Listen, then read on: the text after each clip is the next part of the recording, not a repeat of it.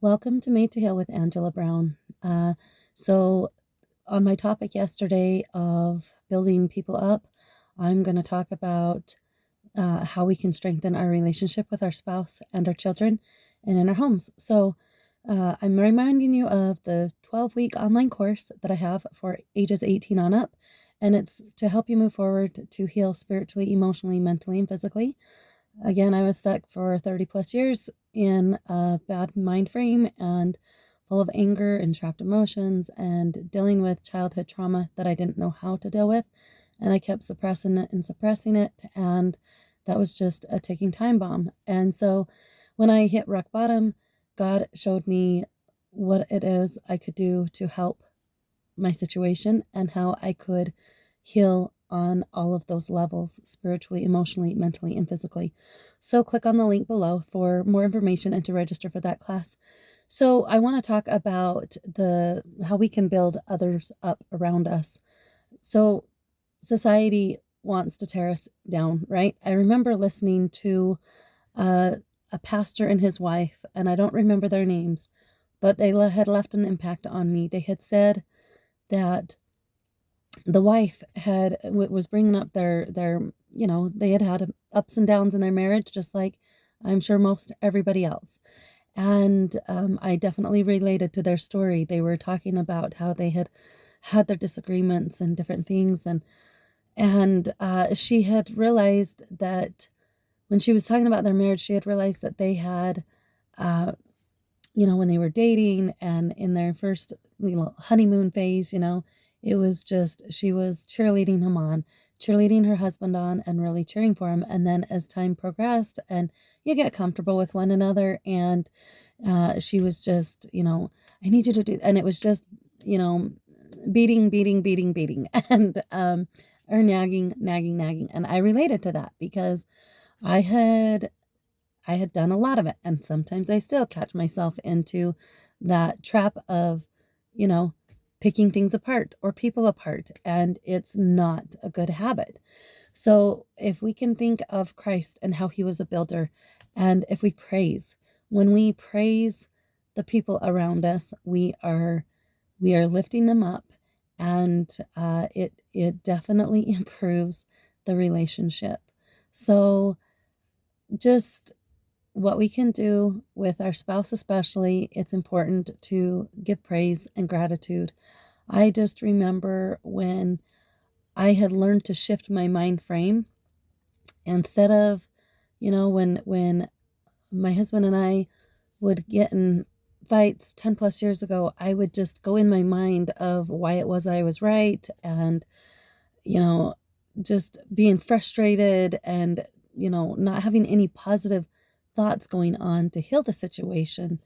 I had realized when I had learned the power of my thoughts and the power of my mind and how it can help change, soften hearts, your heart, hearts around you, and it can help make a difference in our relationships and how they're going. So I just remember one particular time when my husband and I had a situation and I easily just could have you know come up with my smart aleck remarks, retorts, whatever, and I decided to just choose silence, but not choose silence and think, when is he going to stop talking, or think mean negative thoughts towards him. I decided to play silent and have gratitude and thankfulness for everything that he brought to the table in our marriage, and to focus on the good, to focus on who he really was, which is a son of God, right? We are all children of God. And so if you get really frustrated, and this doesn't have to just stay within the walls of your home, the walls of your bedroom or your home, it carries on to outside, because we have so many situations where we just want to lash out at people.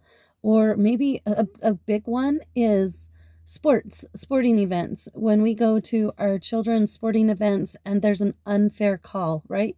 Unfair calls are constantly made to where we're like, what was that ref thinking? That, and there's yelling going on. And I've been a witness to that at all times, to where parents and kids, and it's this frustrating vicious cycle. And if we would if we would just take a step back and choose silence over what were you thinking, or hey, that was a wrong call, and yelling at people, and hey, you did this, and what are you doing, and it is so easy to fall into that trap.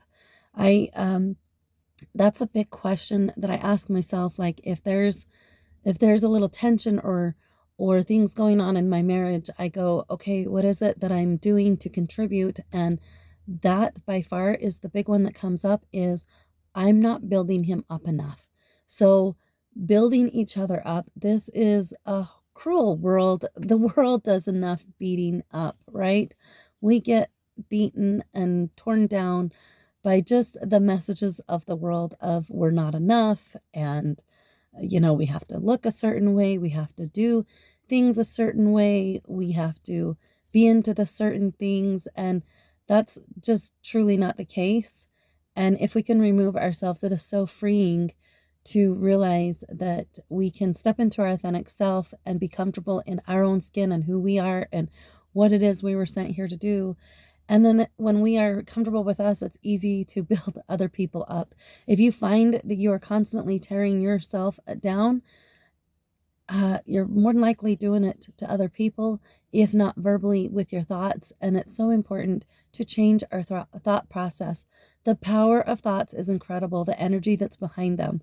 So build people up in your mind. If it's someone that you don't know very well, maybe it's, you're in your car and someone cuts you off in traffic, just have a prayer in your heart for that person. Like, God bless that person. I hope they seem like they're in a hurry. I hope they get to their destination safely. Like, have a good thought rather than you blankety blank, whatever.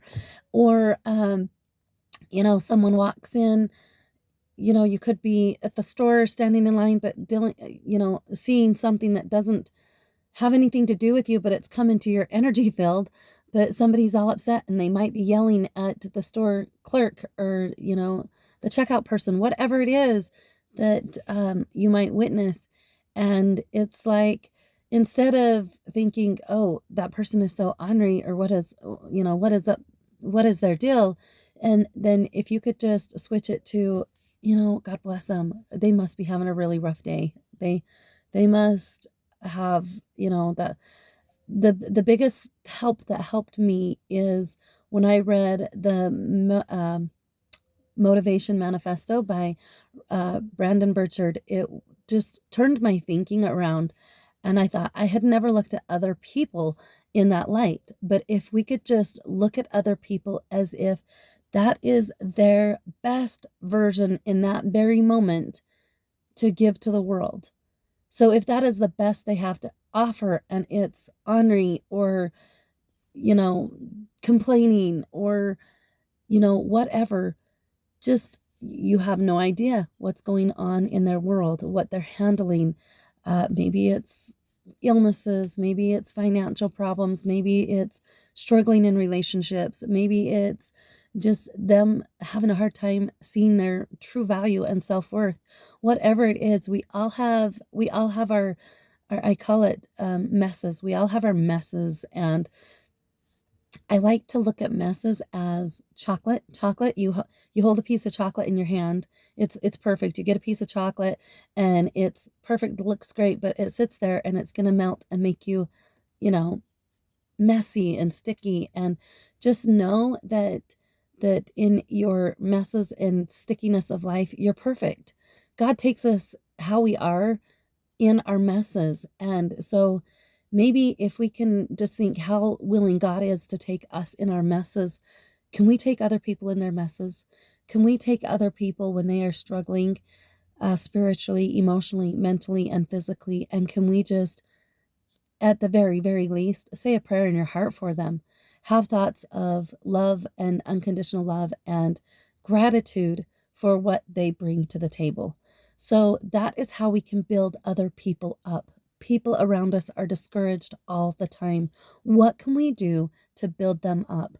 What words of affirmations can we tell them?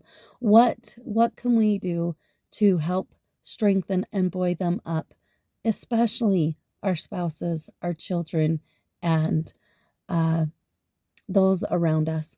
This message is for me as much as it is for anybody else. It's easy to lose sight when we get into the busyness of your day and life, and take your time to build others around you up. Take the time to really see the thing that needs to be said, and just showing up with a smile on your face. That's the one thing that I wish I would have done more as a younger mom. But when you show up from being gone and you enter your home, just the your countenance makes all the difference in the world. It just sets the tone and the whole mood. So what is it we can do to build others around us up? It's the little things, little tiny things like, "Hey, I appreciate all the hard work you're doing on behalf of our family. Hey, I really noticed how you handled this situation, such and such, and how that strengthened the relationship between the two of you." Whatever it is, there are praises to be giving out everywhere, and just really heartfelt, not a, "Hey, thanks for doing the dishes." Uh, "Hey, I noticed like your plate is full and you chose to help with the dishes, and you took such a load off, and thank you so much for your willingness to, you know, do do for me that I just didn't have the energy to do. You are so thoughtful. Thank you so much. And thank you for, just giving of yourself and time when you could have chose to do something for you."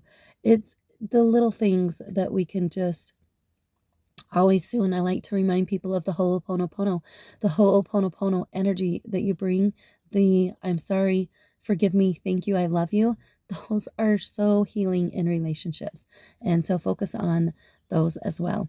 So please hit like and subscribe to my channel, and God bless. Share it with other people. And until next time, we'll talk to you later. Bye.